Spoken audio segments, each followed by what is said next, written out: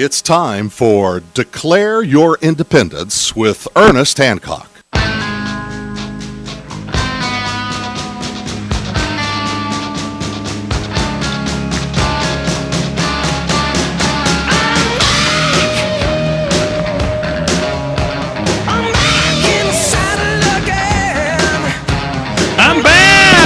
Back in the saddle again here on Declare Your Independence with me, Ernest Hancock, here in Phoenix, Arizona, from the beautiful studios of Freedoms of the Nest, freedomsphoenix.com. Yeah, now it's Quest.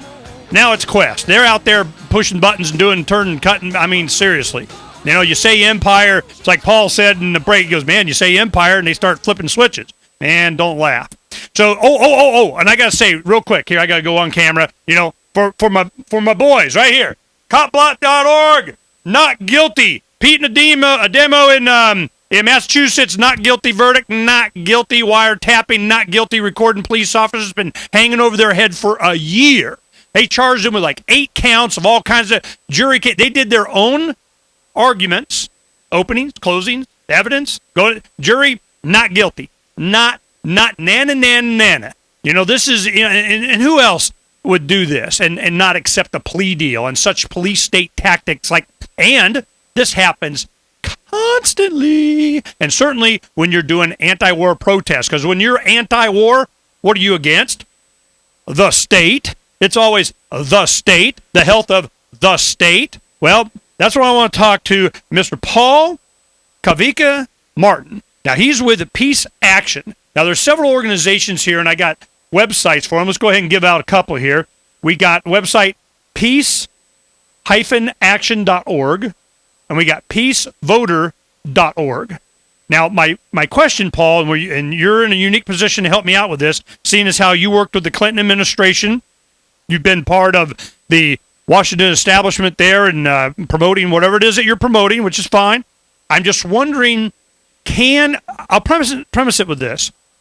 I witnessed sleeping with the fire ants in Crawford, Texas, I was with the Air America affiliate here, and we were covering Cindy Sheehan's Camp Casey thing, and I saw Move On collecting all these anti-war groups into one thing to get them to do what they wanted, which was phased withdrawal instead of this immediate withdrawal thing, and it became obvious that they were just the other side of the, top of the pyramid. You got the left side and the right side, and at the top, the we rule you people, and it was the same thing. War, war, war. I give you Obama, more war. So I'm going, is it just this issue is used? Because they had the same thing there. Animal rights, more redistribution, equalization of wealth, all these other issues that had nothing to do with war.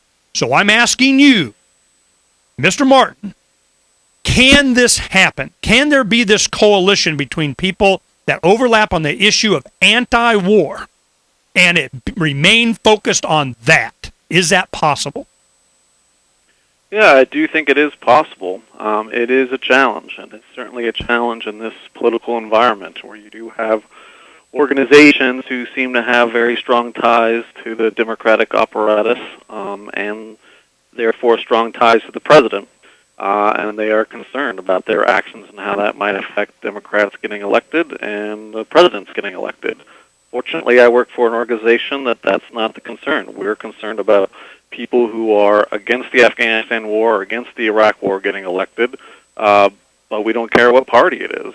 And we've worked with libertarians and we've worked with Republicans, and I think it is possible, but there are some definite challenges. And those come from where or from whom? I mean, the challenge is what? It's not from the people. I mean, it comes from organizations or interest or something. I mean, help me out here. Who are they? Yeah, it is. It's the challenge comes from, I think, some organizations who work on like a variety of issues, whatever that is. We can take Move On, for example. Move On is not an anti-war organization per se. You maybe consider it a progressive organization. They work on issues that they consider as progressive. And being against the war in Iraq and being against the war in Afghanistan is one of hundreds of issues that they work on, and they decide very carefully, when are they going to pop in and work on that issue or not, and to what extent. Now, to their credit, they did a lot of work against the war in Iraq. But if you do look at it, there is certainly partisan intent to it. They were very much wanting to attack the Bush administration. It was clearly a pro-Democrat organization, and so they're going to use it in partisan ways. But I also give them credit that they have attacked and pushed President Obama specifically on the war in Afghanistan. Now, have they done it as much as I would like? No, but they certainly have done it. But they're only going to do it now and again at just at the right opportune time. So, yeah. So the president, as you know, just made this announcement that they're going to bring 10,000 troops out by the end of this year, another 23,000 by September of next year. And MoveOn did send things out right before this announcement in what they thought would be the most strategic thing. But that's probably it, and that's probably what all we'll see on Afghanistan for who knows how long. And that's the kind of way that they work. They're going to be in and out on that issue, and then they're going to be working on other issues. Well, let me. I'm sorry. I want to break in there and ask you, a pointed question on this, because I've observed this by being involved in, the Levolution. A lot of people came out and supported Dr. Paul, and a lot of that, of course, had to do with his anti-war consistency. And I get the impression that they're educated. I mean, with the internet and peer-to-peer communication and bypassing all the organization newsletter down, this is what you got to think and why and how and what for and get on board. They've created their own.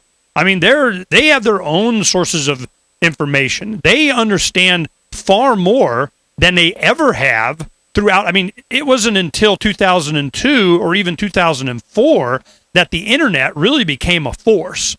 Now it's only 2 election cycles later, and all of a sudden you have a much more informed Generation Next out there that you're not going to be able to lie to them again. You're not going to be able to bamboozle them and deceive them and coerce them and trick them. Now they're much more savvy to what's going on.